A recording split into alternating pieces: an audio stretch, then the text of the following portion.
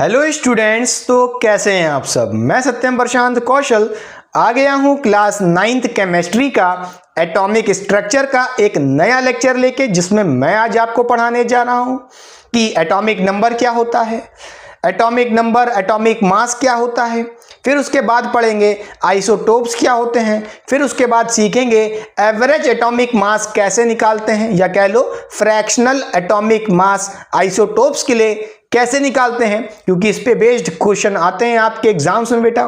फिर उसके बाद पढ़ेंगे आइसोबार्स। अब देखते हैं कितना लेक्चर में ये सारे टॉपिक्स कवर कर सकते हैं कि नहीं कर सकते हैं। आई होप आपने मेरा प्रीवियस लेक्चर्स देखा होगा, जिसमें मैंने आपको फर्स्ट 20 एलिमेंट्स की एटॉमिक नंबर्स की वैल्यू याद करवाई थी, उसकी जरूरत पड़ेगी। क्लियर?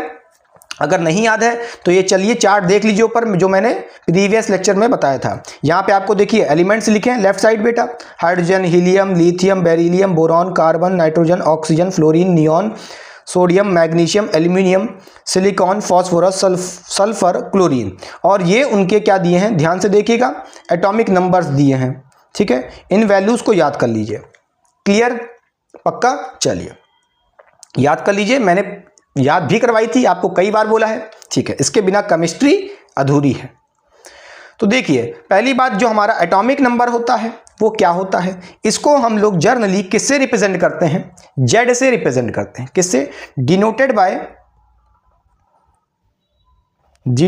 बाय जेड बेटा। किसी भी एलिमेंट के पास दो तरह के नंबर होते हैं, आपने पीरियोडिक टेबल में देखा होगा। एक होता है एटॉमिक नंबर और उसका मास नंबर। ये दो चीजें बहुत मैटर करती हैं किसी भी एलिमेंट्स के ऊपर। ठीक, तो यहां पे जो एटॉमिक नंबर होता है उसको हम डिनोट करते हैं कैपिटल जेड से। क्लियर? अच्छा, और एक बात नोट कर लीजिएगा, क्या जो एटॉमिक नंबर होता है यानी कि जेड किसके बराबर होता है, नंबर ऑफ प्रोटॉन्स के बराबर होता है। और एक बात और इसमें ऐड कर लीजिए, वही किसके इक्वल होता है, नंबर ऑफ इलेक्ट्रॉन्स के भी उतने ही नंबर ऑफ इलेक्ट्रॉन्स होंगे। जितना उसका एटॉमिक नंबर होगा उतने ही नंबर ऑफ प्रोटॉन्स होंगे, उतने ही नंबर ऑफ इलेक्ट्रॉन्स होंगे। क्लियर? जैसे अगर हम बात करें सोडियम की, तो बेटा सोडियम का जो एटॉमिक नंबर होता है वो क्या होता है, 11 होता है। तो उस हिसाब से इसका जेड की वैल्यू कितनी हो गई, 11 है। और मैंने कहा जेड किसके बराबर है, यानी कि एटॉमिक नंबर किसके बराबर है, नंबर ऑफ प्रोटॉन्स के बराबर, equals to number of electrons के बराबर। इसका मतलब ये है नंबर ऑफ प्रोटॉन्स कितने होंगे, 11 होंगे, नंबर ऑफ इलेक्ट्रॉन्स कितने होंगे, वो भी 11 होंगे। क्लियर? समझ गए? ठीक है, तो इस फॉर्मूले को अपने मन में बना लो। ठीक, आप इसको सिंपली ऐसे भी याद रख सकते हो बेटा, क्या बोलिए, Z equal to P equal to E. ठीक है, atomic number is equal to number of proton is equal to number of electrons. Clear? अच्छा, अब आइए समझते हैं, ध्यान से देखिए। फॉर हाइड्रोजन, अगर हम बात करें हाइड्रोजन एलिमेंट की, उसके लिए जेड की वैल्यू 1 होती है। अभी आपने चार्ट में देखा था बेटा, ऊपर जो पढ़ाया है। Because hydrogen atoms only 1 proton, उसके पास क्या होता है, ओनली हैज 1 प्रोटॉन। अगर उसके पास 1 प्रोटॉन होगा यानी कि उतना ही उसका एटॉमिक नंबर होगा, क्योंकि P इक्वल टू जेड है। तो उसके लिए एटॉमिक नंबर की वैल्यू क्या होती है जेड की, बोलिए। हाइड्रोजन के लिए एटॉमिक नंबर कितना होता है, 1 होता है। क्लियर? क्योंकि उसके पास 1 प्रोटॉन होते हैं। ठीक, is present in the nucleus, nucleus में प्रेजेंट होते हैं। फिर देखिए सिमिलरली फॉर कार्बन, अगर हम कहें जेड की वैल्यू 6 होती है, इसका मतलब क्या है, उसके पास न्यूक्लियस में 6 प्रोटॉन होंगे। क्लियर? पक्का? ठीक, तो फिर कहेंगे the atomic number is defined as the total number of protons present in the nucleus of atom. Clear हुई बात कि नहीं भाई? एटॉमिक नंबर को डिफाइन कैसे करोगे, total number of protons present in the nucleus. Clear? तो यहां पे ये बात लिख लीजिए। अगर हम बात करें इसकी डेफिनेशन की, क्या डेफिनेशन की बात करें तो वो क्या होगी बच्चों, बोलिए क्या होगी, टोटल, बोलिए, number of protons, total number of protons present in a nucleus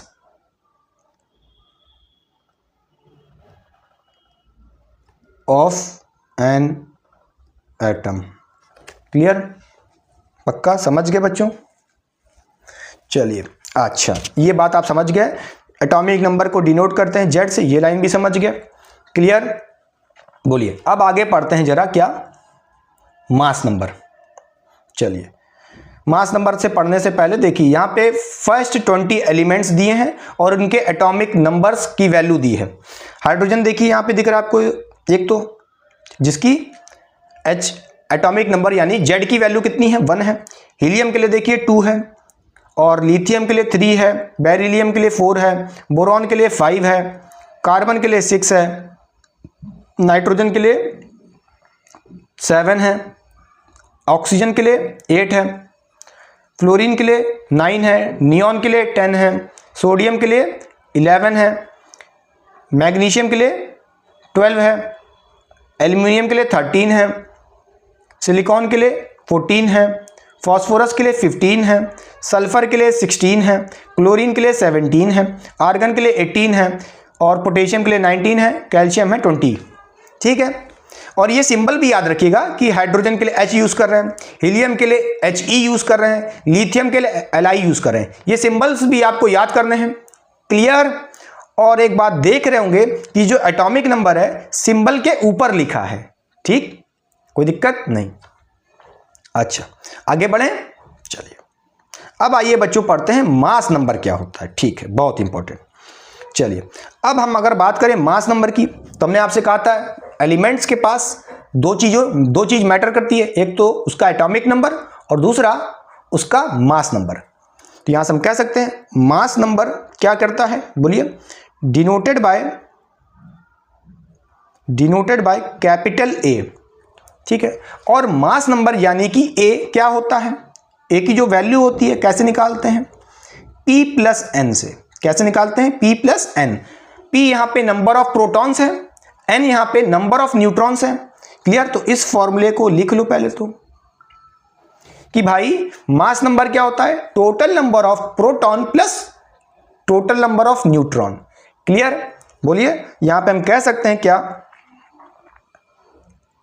mass number क्या होता है,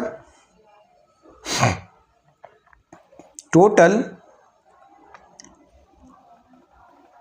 number of protons and neutron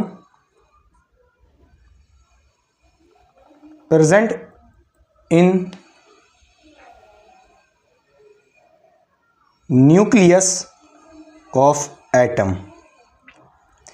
ठीक है, तो यानी कि अगर आप टोटल प्रोटॉन को ऐड कर दो न्यूट्रॉन से, बेटा नंबर ऑफ न्यूट्रॉन से, ठीक है, number of protons plus number of neutrons, जब इनका सम करोगे तो क्या मिलेगा, मास नंबर मिलेगा। और आपने एटॉमिक नंबर जस्ट देखा था, सिर्फ प्रोटॉन के नंबर से मतलब होता है, नंबर ऑफ प्रोटॉन्स ही क्या है, एटॉमिक नंबर है। क्लियर? चलिए अब देखिए क्या कह रहा है, बोलिए, after studying the properties of sub atomic particles of atom we can conclude that the mass of atom is practically due to the protons and neutron alone। यानी कि जो भी मास होता है एटम का वो किसके वजह से होता है, बोलिए, प्रोटॉन्स एंड न्यूट्रॉन के वजह से। मैंने आपसे कहा था क्योंकि मास ऑफ इलेक्ट्रॉन बहुत ही कम होता है, ना के बराबर, नेग्लिजिबल मास, आप उसके मास को इग्नोर भी कर सकते हो। हाँ ये बात सच है कि एटम के अंदर प्रोटॉन्स भी होते हैं, न्यूट्रॉन्स भी होते हैं, इलेक्ट्रॉन्स भी होते हैं, तो इनका मास, बोलिए, एटम का मास इन तीनों के वजह से होना चाहिए था, तो सिर्फ प्रोटॉन और न्यूट्रॉन के वजह से क्यों हो रहा है, क्योंकि भाई mass of electron is negligible, बहुत ही कम होता है, इसलिए mass of proton plus mass of neutron क्या देता है, पूरे एटम का मास। क्लियर हुई बात कि नहीं, फील आया कि नहीं? तो ये पॉइंट पहले तो लिख लीजिए, बहुत ही इंपॉर्टेंट है, जिससे क्वेश्चन बन सकता है रीजनिंग। ठीक, चलिए अब आगे रीड करते हैं। These are present in the nucleus of atom. हाँ, ये प्रोटॉन और न्यूट्रॉन कहां प्रेजेंट होते हैं, न्यूक्लियस में, बता दिया मैंने। Hence protons and neutrons are called nucleons. Protons plus neutron क्या होता है, न्यूक्लियॉन्स बनाता है। तो ये क्वेश्चन भी इंपॉर्टेंट है कि न्यूक्लियॉन्स क्या होते हैं, बोलिए, बोलिए बच्चों, न्यूक्लियॉन्स क्या होते हैं, एक सेकेंड, न्यूक्लियॉन्स क्या होते हैं, ये क्वेश्चन भी आपसे पूछ सकता है, तो याद रखना। बोलिए, प्रोटॉन्स एंड न्यूट्रॉन्स, बोलिए, the place where the neutrons and protons are present, खत्म बात, क्लियर। फिर कह सकते हैं therefore the mass of atom resides in the its nucleus, कहां पे रहता है, न्यूक्लियस में रहता है, क्लियर। एटम का पूरा मास किसके वजह से होता है, प्रोटॉन्स और न्यूट्रॉन्स के वजह से। न्यूट्रॉन्स और प्रोटॉन्स कहां रहते हैं, न्यूक्लियस में रहते हैं, तो एटम का मास कहां पे कंसंट्रेटेड होगा, न्यूक्लियस में, क्लियर। चलिए अब देखिए आपसे कह रहा है मास ऑफ कार्बन कितना होता है, 12U होता है, कितना होता है, 12U कह लो या AMU कह लो, ये दोनों यूनिट क्या होती हैं, एटॉमिक मास की यूनिट होती हैं, क्लियर। जो यहां पे 12 दिख रहा है इसको बोलते हैं मास नंबर, और 12 AMU या कह लो 12U ये क्या है, बोलिए एटॉमिक मास। हम जरा इसको क्लियर करते हैं, बोलिए अगर कार्बन की बात करें तो इस जो यहां पे लिखा है 12U लिखा है, तो ये पूरा 12U को क्या पढ़ेंगे बच्चों, या कह लो 12 AMU, ये हमारा एटॉमिक मास है, ठीक है, बोलिए एटॉमिक मास है। और जो यहाँ पे 12 दिख रहा है, जो यहाँ पे सिर्फ 12 दिख रहा है, ये 12 नंबर, इसको बोलते हैं मास नंबर, इसको बोलते हैं मास नंबर। इतनी क्लियरिटी से पढ़ा रहे हैं, विश्वास मानिए आप कंफ्यूज हो जाओगे मास नंबर और एटॉमिक मास में, मगर मेरे से नहीं होगे, पक्का, ठीक है, पक्का, क्लियर, ठीक है। तो हम कह सकते हैं ये बात भी क्या, एटॉमिक मास टोटल है, तो बोलिए एटॉमिक मास क्या होता है, छोड़िए, अच्छा इतना आपके लिए एक्स्ट्रा हो जाएगा, बहुत पढ़ा दूंगा, रहने दो, काम की चीज देखो। तो देखिए mass of carbon is 12U because क्यों, it has 6 protons and 6 neutron, उसके अंदर 6 प्रोटॉन्स और 6 न्यूट्रॉन होते हैं, जिसकी वजह से उसका टोटल मास कितना आया, 12 आया। तो 6 + 6 कितना मिलेगा, 12U मिलेगा, ठीक है। इसी तरह एल्यूमिनियम की बात करें तो उसका एटॉमिक मास कितना होता है, या कह लो एटॉमिक मास यानी एटम का मास, मास ऑफ एल्यूमिनियम इज, बोलिए 27U बेटा। कैसे आया होगा, 13 प्रोटॉन होते हैं इसमें, और बोलिए 14 न्यूट्रॉन होते हैं, क्लियर, पक्का, बोलिए बच्चों, पक्का समझ गए, अच्छा कोई दिक्कत की बात नहीं है। हाँ अभी तक देखिए mass number is defined as the sum of total number of protons and neutrons in a nucleus of atom. क्या बोला है, defined as the sum of number of protons and neutrons in a nucleus of atom, ये होता है mass number.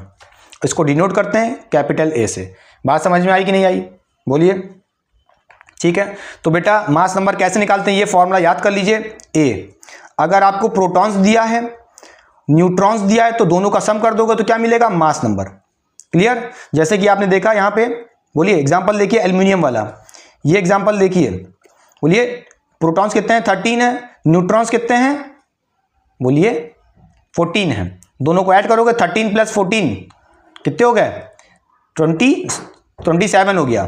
तो 27 देखिए atomic क्या दिख रहा है, मास नंबर 27, देखिए 27 आपको क्या दिख रहा है, मास नंबर, क्लियर, बोलिए समझ के। अगर आपको बाई चांस मान लो न्यूट्रॉन निकालना है बेटा, तो कैसे निकालोगे, A - P कर देना, खत्म बात, क्लियर। A - P करोगे तो क्या हो जाएगा, तो बोलिए मास नंबर में से प्रोटॉन्स को माइनस कर लेना, तो अपना न्यूट्रॉन्स आ जाएगा, नंबर ऑफ न्यूट्रॉन्स आ जाएगा, क्लियर। अब आगे बढ़ते हैं, चलिए अब आइए देखते हैं how to represent the symbol of element. तो भाई कुछ नहीं करना, जो भी आपका सिंबल ऑफ एलिमेंट है देखिए उसके ऊपर एक नंबर लिखा होगा, सिंबल ऑफ एलिमेंट्स के देखिए एक ऊपर नंबर लिखा है, मास नंबर होता है वो, और एक नीचे नंबर लिखा होता है, वो होता है एटॉमिक नंबर। जैसा कि आप यहाँ पे देख रहे हो, मान लो अगर हमारा सिंबल कोई एलिमेंट है, एक्स है उसका एलिमेंट, ठीक है, एक्स एलिमेंट है, तो नीचे क्या लिखा होता है, एटॉमिक नंबर, जिसको हम जेड से रिप्रेजेंट करते हैं, किससे बेटा, जेड से रिप्रेजेंट करते हैं, और मास नंबर ऊपर लिखा होता है उसको हम ए से रिप्रेजेंट करते हैं, क्लियर, पक्का। अच्छा कुछ एग्जाम्पल के लिए ले लें, जैसे मान लो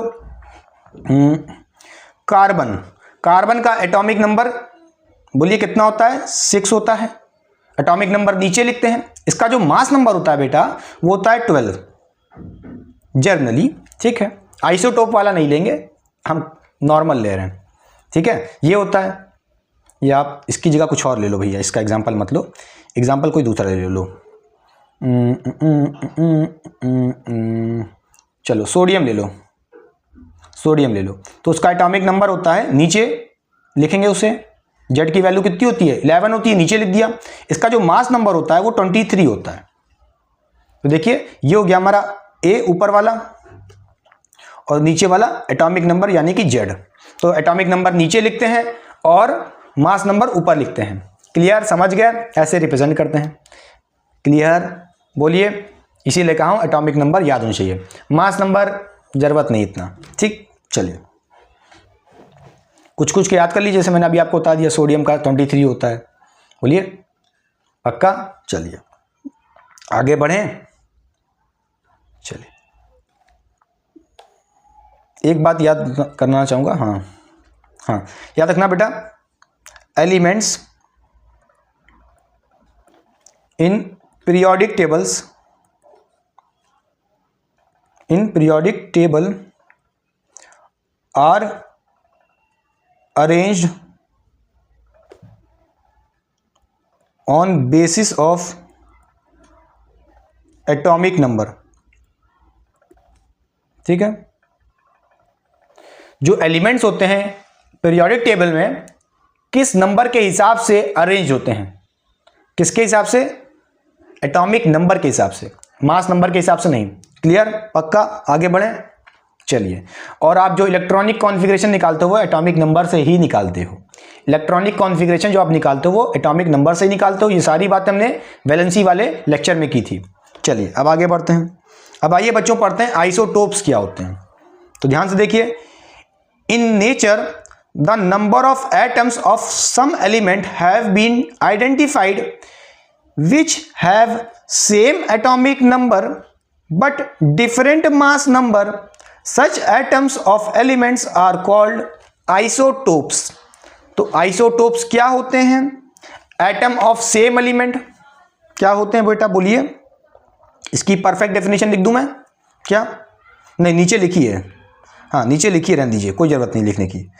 ये देखिए, isotopes are defined as the atom of same element, यानी कि आइसोटोप्स वो होते हैं एटम ऑफ सेम एलिमेंट, एक ही एलिमेंट के atoms having same atomic number but different mass number. उनका मास नंबर डिफरेंट होगा मगर एटॉमिक नंबर सेम होगा। तो इसको हम सिंपली आप याद करने के लिए ऐसे लिख सकते हैं, जेड यानी कि एटॉमिक नंबर सेम रहेगा, ठीक है, और मास नंबर यानी कि ए डिफरेंट रहेगा। ठीक है, समझ गए? मगर याद रखिएगा ये दोनों, ये क्या है? Isotopes, atom of same element.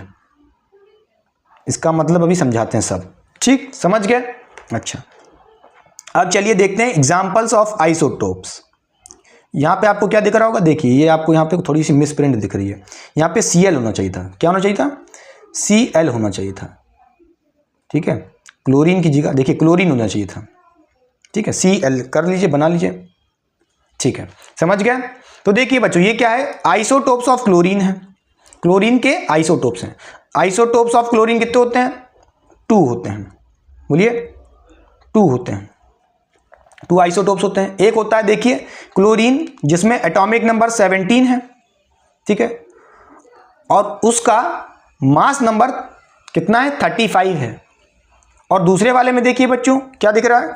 Atomic number तो सेम है। देखिए दोनों में, दोनों के केस में क्या है? Atom of same element. Same element यानी कि क्लोरीन के सेम एलिमेंट ही तो हैं दोनों, ठीक है, एटम ऑफ सेम एलिमेंट।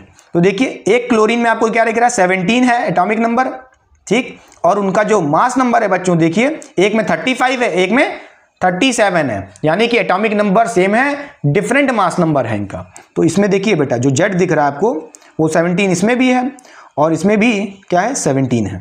मगर जो मास नंबर दिख रहा है आपको, पहले वाले में 35 दिख रहा है और दूसरे वाले में 37 दिख रहा है। तो देखिए मास नंबर डिफरेंट है बट सेम एटॉमिक नंबर, और इन्हीं एटम ऑफ सेम एलिमेंट्स को हम बोलते हैं आइसोटोप्स बोलते हैं। उसका एग्जाम्पल है ये। क्लियर? बोलिए क्या पढ़ रहे हैं आप? Examples of isotope. पहला एग्जाम्पल आपने देख लिया, बोलिए क्लोरीन को लेके। क्लोरीन में एक होता है हमारा क्या, जिसका एटॉमिक नंबर 17 होता है और उसका मास नंबर 35 होता है, और दूसरे वाला जो एटम होगा वो हमारा एटॉमिक नंबर तो सेम रहेगा, 17 उसमें भी है, बट मास नंबर डिफरेंट है, 37 है। Excuse me, sorry. ठीक है बच्चों। अच्छा, अगर मैं बोलूं ये जो पहला वाला दिख रहा है आपको, ये वाला क्या, जो पहला वाला दिख रहा है बच्चों जिसमें मास नंबर 35 है, इसके अंदर अगर मैं पूछूं आपसे न्यूट्रॉन्स निकालना है तो निकाल लोगे? अरे निकाल दो, कोई दिक्कत नहीं है भाई। न्यूट्रॉन कैसे निकालते हैं? बोलिए A माइनस पी से, A माइनस पी से निकालते हैं। मैंने आपको जस्ट अभी ऊपर बताया था।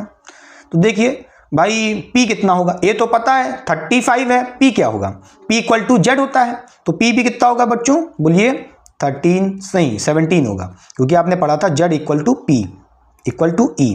तो इलेक्ट्रॉन भी कितने होंगे? 17 होंगे बच्चों। ठीक है, तो यहाँ से नंबर ऑफ न्यूट्रॉन्स कितने हो जाएंगे? A कितना है? बोलिए 35 है, उसमें से माइनस कर लेंगे, बोलिए P यानी कि प्रोटॉन्स कितने हैं? 17 है, और यहाँ पे न्यूट्रॉन्स कितने आ जाएंगे? जल्दी बताइए। इसकी वैल्यू 18 आ जाएगी। गलत तो नहीं कर रहा हूँ? हाँ सही कर रहा हूँ। 35 में से 17 माइनस कर लीजिए, आंसर आ जाएगा। ठीक, इसी तरह देखिए दूसरा वाला आइसोटोप जो दिख रहा है हमको, दूसरा वाला जो आइसोटोप दिख रहा है, ठीक है, क्या है, उसके लिए भी हम पूछें न्यूट्रॉन्स कितने होंगे, तो आप कहोगे A माइनस पी बच्चों। बोलिए तो A कितना है? बोलिए न्यूट्रॉन्स निकालने के लिए A कितना है? मास नंबर 37 माइनस P कितना होगा? देखिए बच्चों इसके लिए भी Z की वैल्यू कितनी है? 17 है, तो P भी कितना होगा? 17 होगा, तो यहाँ पे P 17 रख दीजिए। ठीक है, तो 17 आप क्या करेंगे? 37 में से 17 माइनस कर लेंगे, ये आ जाएगा आपका 20 न्यूट्रॉन की वैल्यू। नंबर ऑफ न्यूट्रॉन्स कितने होंगे? 20 होंगे। पहले वाले में देखिए 18 आया था और इसमें 20 आ रहा है।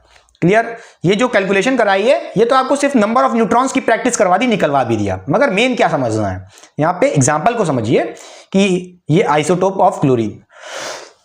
एक्सक्यूज मी, बहुत खांसी आ रही है, सॉरी बच्चों, थोड़ा गैप ले लेते हैं। ठीक है, चलिए ये हो गया, ये हो गया एक एग्जाम्पल ऑफ आइसोटोप्स। ठीक है, अब देखते हैं दूसरा एग्जाम्पल। देखिए आइसोटोप्स ऑफ हाइड्रोजन। हाइड्रोजन के भी कुछ आइसोटोप्स होते हैं। कितने होते हैं? इसके 3 आइसोटोप्स होते हैं। कितने होते हैं? 3 आइसोटोप। तो पहला देखिए बच्चों कौन सा है? प्रोटियम। ठीक, तो प्रोटियम आइसोटोप देखिए बच्चा, जिसमें एटॉमिक नंबर कितना मिल रहा है? 1 है, और मास नंबर भी 1 है। नीचे वाला जो दिख रहा है, बोलिए वो हमारा एटॉमिक नंबर है यानी कि Z, ऊपर वाला मास नंबर है यानी कि A। तो आइसोटोप पहला दिखा प्रोटियम। ठीक है, ड्यूटेरियम में देखिए एटॉमिक नंबर, इसमें भी देखिए बच्चों कितना है? 1 है। पहले वाले में भी 1 था एटॉमिक नंबर, मगर यहां पे ड्यूटेरियम में मास नंबर देखिए 2 है, मास नंबर 2 है, चेंज हो गया, डिफरेंट है। समझ गया? एटॉमिक नंबर तो सेम है बट डिफरेंट मास नंबर। इसी तरह ट्राइट्रियम में भी देखिए एटॉमिक नंबर सेम है बच्चों, अभी भी 1 है, बट मास नंबर डिफरेंट है, 3। मास नंबर कितना है? 3 है। तो देखिए पहले में 1 था मास नंबर, दूसरे वाले में 2 है, तीसरे वाले में ट्राइट्रियम में 3 है बेटा। ठीक, तो ये आइसोटोप्स हैं। तो आइसोटोप्स कौन कौन से होते हैं? एक प्रोटियम हो गया, ड्यूटेरियम हो गया, ट्राइट्रियम हो गया। ये आइसोटोप किसके हैं? हाइड्रोजन के हैं। ठीक, इनको सिंबल से ऐसे याद भी करना होगा। ठीक, तो प्रोटियम में देखिए बच्चों एटॉमिक नंबर कितना है? बोलिए Z कितना होगा? बोलिए 1 है, तो 1 प्रोटॉन। ठीक, प्रोटॉन कितने हो गए? 1 हो गए प्रोटियम में। न्यूट्रॉन्स, अब देखिए यहां पे आप क्या करोगे? बोलिए न्यूट्रॉन्स कैसे बताओगे बच्चों? 0 होंगे। कैसे 0 होंगे? क्योंकि देखिए प्रोटियम में 1 है एटॉमिक नंबर, यानी कि Z की वैल्यू 1 है और A की वैल्यू भी 1 होगी, तो आप क्या करोगे? बोलिए P भी कितना होगा? प्रोटॉन 1 है, तो आप A माइनस P करोगे, यानी कि 1 माइनस 1 0 आ जाएगा। समझ रहे हो? अरे भैया अभी आपको जस्ट फॉर्मूला बताया था, कौन सा? बोलिए न्यूट्रॉन्स निकालने का। क्या? A माइनस P बताया था। बोलिए क्लियर? इस फॉर्मूले के लगा करके अपना निकाल दो नंबर ऑफ न्यूट्रॉन्स, खत्म बात। चलो अभी सिखाया था इसीलिए पहले मैंने। तो देखिए ड्यूटेरियम में प्रोटॉन 1 है, न्यूट्रॉन 1 है। ठीक, और ट्राइट्रियम में देखिए प्रोटॉन 1 है और न्यूट्रॉन 2 है। ठीक, और इलेक्ट्रॉन देखिए प्रोटियम में 1 है, ड्यूटेरियम में 1 है, ट्राइट्रियम में 1 है। आप देख पा रहे हो सब में Z बराबर P है और इक्वल टू ई है, यानी कि प्रोटॉन्स और इलेक्ट्रॉन्स और जेड की वैल्यू सेम है सब में, सिर्फ न्यूट्रॉन चेंज हो रहा है। कैसे निकाल रहे हैं न्यूट्रॉन? ए माइनस पी से। क्लियर? अच्छा, अब बच्चों एक एग्जांपल और देखिएगा। कौन सा और है? चलिए एक एग्जांपल और देख लीजिए कार्बन का। क्या? Isotopes of carbon. कार्बन का भी देख लीजिए, लिखा नहीं इसमें। एक होता है बच्चों दो कार्बन के, देखिए आइसोटोप्स ऑफ कार्बन दो होते हैं। एक होता है यहाँ पे एटॉमिक नंबर, देखिए दोनों में 6 रहेगा, बट मास नंबर डिफरेंट रहेगा। तो पहले वाले में जो मास नंबर होता है वो होता है कितना? 12 होता है, और दूसरे वाले में 14 होता है। क्लियर? तो देखिए same atomic number but different mass number. Clear? तो ये दो आइसोटोप्स हो गए। ठीक है, चलिए आगे बढ़ें। अब देखिए बच्चों, chemical properties of isotopes are similar but physical property different. Note करिएगा, वेरी इंपॉर्टेंट बात। क्या? इससे क्वेश्चन बन सकता है reasoning. Chemical properties of isotope same होती हैं बट उनकी फिजिकल प्रॉपर्टी देखने में डिफरेंट होते हैं। ठीक है, देखो फिर लिखा है दे हैव, क्या लिखा है? They have similar chemical properties because isotopes of an element have same number of electrons as an atom of element. सब में नंबर ऑफ इलेक्ट्रॉन सेम होते हैं।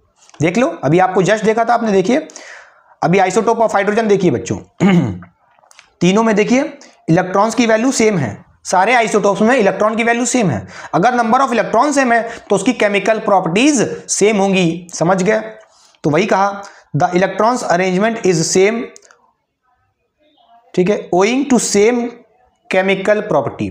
सुन लीजिए, अगर एटम ऑफ सेम एलिमेंट है यानी कि आइसोटोप से उनके नंबर ऑफ इलेक्ट्रॉन सेम है, तो उससे क्या होगा? अरेंजमेंट ऑफ इलेक्ट्रॉन भी सेम होगा। इसका मतलब उनकी केमिकल प्रॉपर्टी भी सेम होंगी। क्लियर? चलिए, however they have different number of neutrons, भले उनके number of different neutrons different थे, आपने देखा भी ऊपर just, which affect the mass number, जिसके वजह से मास नंबर इफेक्ट होगा। ठीक है, मास नंबर कैसे निकालते हैं? P प्लस एन से निकालते हैं। तो भाई न्यूट्रॉन अलग अलग होगा, तो जब ऐड करोगे एक ये वैल्यू भी तो चेंज होगी, तो मास नंबर डिफरेंट मिल रहे हैं। ठीक है, समझ गए? Mass number determines the physical property such as boiling point and melting point. याद रखना, अगर हम बात करें एटॉमिक नंबर और मास नंबर की, ठीक है, तो बेटा एटॉमिक नंबर क्या बताता है?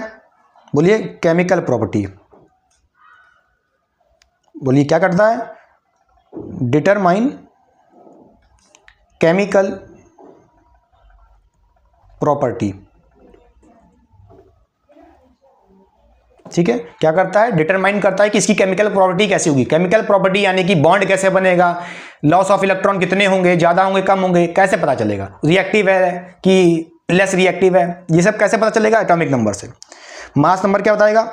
बोलिए, determines physical property, determines physical property, physical property. और ये फिजिकल प्रॉपर्टी कैसी होंगी? अरे यार स्पेलिंग गलत हो जा रही है। फिजिकल प्रॉपर्टी, ठीक, फिजिकल प्रॉपर्टी सच एज, जैसे आपने कहा बॉइलिंग पॉइंट BP यानी कि boiling point, melting point MP, ठीक है, उसकी डेंसिटी कैसे होगी, ये सब आ गया फिजिकल क्वांटिटी में। केमिकल प्रॉपर्टी का मतलब जैसे बच्चों रिएक्टिविटी, कि उसकी रिएक्टिविटी कैसे होगी। ठीक है, पक्का समझ गए? चलिए, बहुत बात बता दी हमने आपको, आगे बढ़ें। अब आते हैं फ्रैक्शनल एटॉमिक मास। देखिए बच्चों, जो आपने इससे पहले मुझसे लेक्चर पढ़ा होगा एटम्स में, एटम्स एंड मॉलिक्यूल्स में, उसमें आपने पढ़ा होगा एटॉमिक मास। अगर मैं बात करूं क्लोरीन की, तो जो बच्चों क्लोरीन का एटॉमिक मास होता है, बोलिए एटॉमिक मास ऑफ क्लोरीन जो होता है वो हमारा कितना होता है? फ्रैक्शनल होता है, यानी कि 35.5 U होता है। ना ही ये 35 है ना ही ये 36 है, कम से कम एक एग्जैक्ट नंबर होता है। ये डेसिमल में है, यानी कि फ्रैक्शन में इसका मास प्रेजेंट है। और ये रीजन क्या है? क्योंकि आपको पता है क्लोरीन के आइसोटोप्स पाए जाते हैं। क्लियर। तो फ्रैक्शनल एटॉमिक मास और एवरेज एटॉमिक मास क्यों मिल रहा है? Due to isotopes. क्या मिला है? Due to isotopes. जिनके आइसोटोप्स होते हैं उन्हीं के फ्रैक्शनल एटॉमिक मास मिलेंगे, यानी कि उनका जो एटॉमिक मास की वैल्यू होगी कहीं पॉइंट्स में होगी या फ्रैक्शन में कह लो। पॉइंट्स हटाओगे तो फ्रैक्शन ही तो बनेगा। बच्चे समझ गए? क्लियर। अच्छा, अब एक एग्जांपल से समझाते हैं कि फ्रैक्शनल एटॉमिक मास कैसे कैलकुलेट करते हैं, क्योंकि इस पे बेस्ड क्वेश्चन आता है एग्जाम्स में। तो मान लीजिए हमारे पास यहाँ पे एक आइसोटोप्स ऑफ क्लोरीन को लेते हैं। बोलिए, आइसोटोप्स, बोलिए आइसोटोप ऑफ क्लोरीन के एग्जाम्पल से समझते हैं। आपने देखा था अभी क्लोरीन के दो आइसोटोप्स थे, दोनों में एटॉमिक नंबर यानी कि Z की वैल्यू सेम रहेगी, 17 इसमें भी 17 इसमें भी, मगर एटॉमिक मास डिफरेंट होता था। सॉरी, एटॉमिक मास नहीं, मास नंबर डिफरेंट होता था। तो पहले वाले में मास नंबर इसका होता है 35, दूसरे वाले में क्लोरीन का मास नंबर आपने देखा था 37, अभी जस्ट ऊपर देखा था। क्लियर, ये याद कर लीजिए पहले तो, समझ गए? अच्छा, उसके बाद क्या करना है आपको? अगर आपको क्वेश्चन में क्या गिवन है? Percentage of occurrence. क्या? Percentage of occurrence, percentage of occurrence given है। तो जो पहला वाला आइसोटोप है जिसका मास नंबर 35 है, तो बेटा जो इसकी परसेंटेज ऑफ अकरेंस का मतलब है एनवायरनमेंट में पाए जाने की परसेंटेज कितनी है। तो पहले वाले की होती है 75%, ये क्वेश्चन में ही गिवन होगा, चिंता ना करिए। और दूसरे वाले की होती है 25%। ठीक है, क्लियर, ये इनका परसेंटेज ऑफ अकरेंस होता है। ठीक, पहला वाला जो आपको दिख रहा है जिसका मास नंबर 35 है, इसकी पाई जाने की परसेंटेज ज्यादा है अकरेंस की। ठीक है, 75 है, और दूसरे वाले की बोलिए 25 है। क्लियर। अच्छा, अब इसका एवरेज एटॉमिक मास कैसे निकालेंगे? तो बेटा लिखिए AAM का मतलब है average atomic mass, short form में लिख दिया। तो निकालने का जो फॉर्मूला होता है वो होता है A इंटू परसेंटेज, बोलिए percentage occurrence of first isotope plus, फिर से लिखेंगे यही सेम चीज, A into percentage occurrence of second isotope. देखिए यहां पे सिर्फ दो ही आइसोटोप दिख रहे हैं, फर्स्ट एंड सेकंड। क्या पता थर्ड आइसोटोप भी होता, जैसे आपने हाइड्रोजन में देखा था 3 आइसोटोप थे। तो कुछ नहीं करते, इसी में फॉर्मूले में और ऐड कर देते, फिर कर देते plus A into percentage of third isotope, खत्म बात। क्लियर। तो वहां पे 3 आइसोटोप्स की परसेंटेज दी होती। क्लियर। यहां पे तो 2 की चल रहा है तो हमने 2 लिख लिया। समझ गए बच्चों? इस फॉर्मूले को लगा के हम निकाल सकते हैं एवरेज एटॉमिक मास या कह लो फ्रैक्शनल एटॉमिक मास। तो यहां से कहोगे AAM, अब वैल्यू पुट करिए। देखिए चाहे तो यहां पे A1 A2 लिख लो, पहले वाले का अलग एटॉमिक मास नंबर अलग अलग है ना, तो पहले वाले में A1 लिख लीजिए, दूसरे वाले में A2 लिख लीजिए, फॉर्मूले में चेंज कर लीजिए, A1 A2 कर लीजिए। फर्स्ट आइसोटोप का मास होगा, मास नंबर को आप बोलोगे A1, दूसरे वाले का जो मास नंबर होगा वो A2 होगा। तो देखिए बच्चों, अगर हम बात करें फर्स्ट वाले की, इसके फर्स्ट वाले की, तो उसके लिए मास नंबर कितना है? बोलिए A1 कितना होगा? 35 है बेटा, 35 रख दिया। फिर इनटू परसेंटेज अकरेंस कितना है? 75 रख दीजिए, 75। अब भाई परसेंटेज है ना, तो 100 परसेंटेज का साइन हटाओगे, 100 लगाओगे नीचे, तो 75/100 हो जाएगा, ये बात याद रखिएगा। फिर plus A2 mass number of second isotope कितना है? बोलिए, ये वाला आपका सेकंड आइसोटोप है, ये हो गया आपका A2, कितना है? 37, तो यहाँ पे 37 रख दिया। फिर इनटू करोगे परसेंटेज अकरेंस कितना है? 25 इसका, सेकंड आइसोटोप का परसेंटेज अकरेंस कितना है? 25%। परसेंट हटाओगे, 100 लगाओगे। अब इसको जब आप सॉल्व करोगे बच्चों, तो जो आपका आंसर आएगा बोलिए, इसको आप सॉल्व करोगे तो यहां से आप कह दोगे ये जाएगा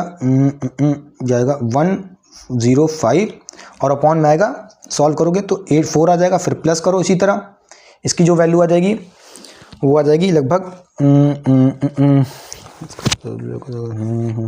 एलसीएम लेके बोलो तो यहाँ पे आ जाएगा अपना, बोलिए 37/4 बेटा। हम डायरेक्ट लिख दे रहे हैं, आप कैलकुलेट कर लोगे भैया, इतने तो बड़े हो गए हो, ठीक है। फिर इनका एलसीएम लेकर सॉल्व कर दो बच्चों, तो जो अपना आंसर आएगा वो आएगा 142/4, ठीक है। और इसको जब सॉल्व करोगे तो फ्रैक्शनल एटॉमिक मास आ जाएगा कितना, बोलिए 35.5 बेटा,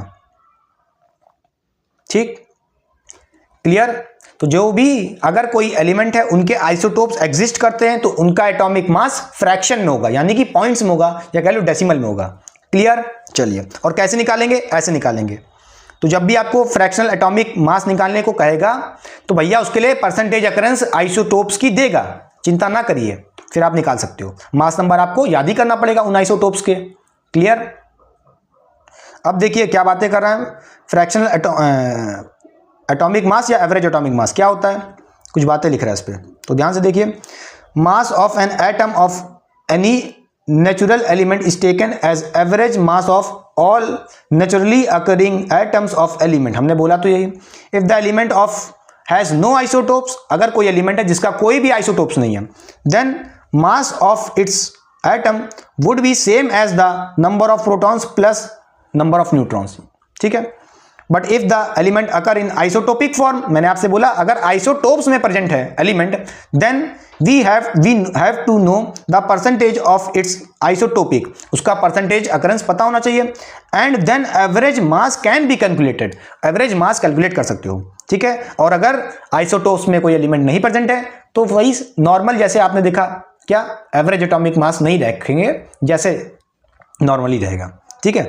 This does not means that any atoms of chlorine has a fractional mass of इतना, इसका मतलब ये नहीं कि उसका क्लोरीन एटम का ये फ्रैक्शनल मास है, ये दोनों आइसोटोप्स का एवरेज मास है, ये कहने का मतलब है।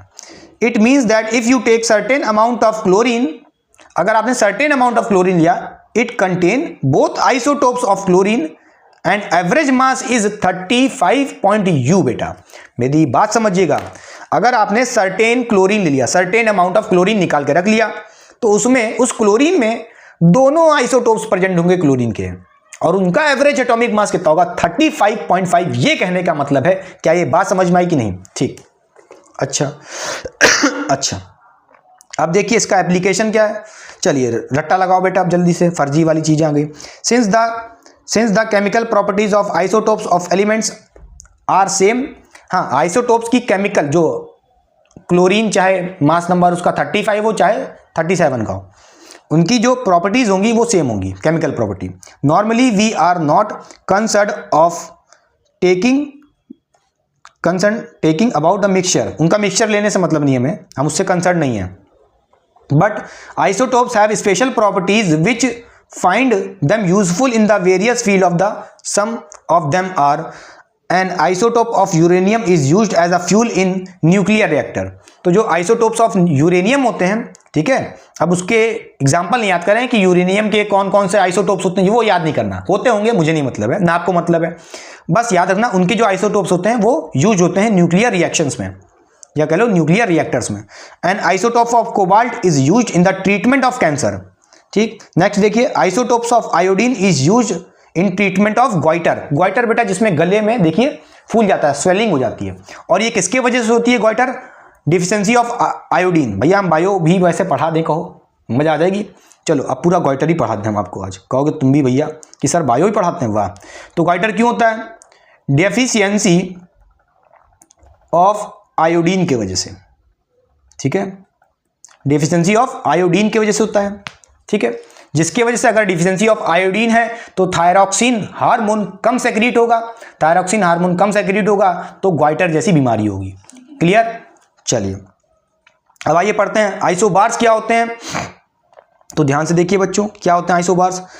Isobars are the atom of different element which different atomic mass with different atomic mass, उनका एटम ऑफ डिफरेंट एलिमेंट, पहली बात तो ये है, with different atomic number but have same mass number, उनका मास नंबर सेम होता है, ठीक।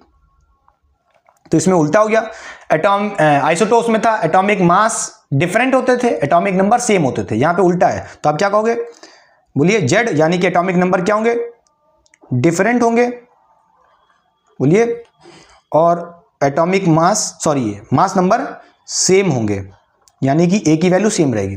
और याद रखना isobars atom of same element नहीं होंगे, डिफरेंट एलिमेंट के एटम्स होंगे, एटम ऑफ डिफरेंट एलिमेंट, जिनका मास नंबर डिफरेंट होगा, नहीं मास नंबर सेम होगा और एटॉमिक नंबर क्या होगा, डिफरेंट होगा।